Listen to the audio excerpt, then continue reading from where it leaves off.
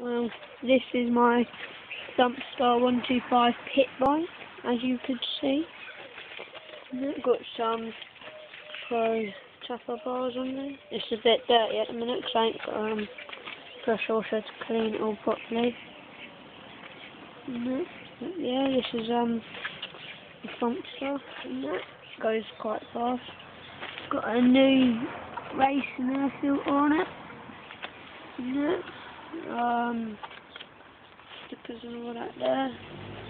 But everything you'd normally get on a motorbike. I've only got a front brake. And that's got the back brake bit, but I just need to get it all wired up.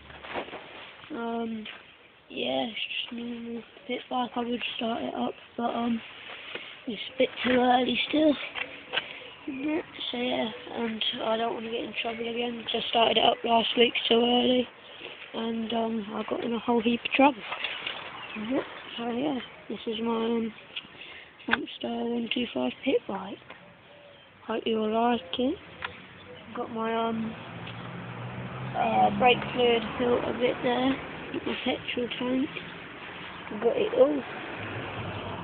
So yeah, keep watching and there'll be more videos of me riding and starting her up and stuff. Bye.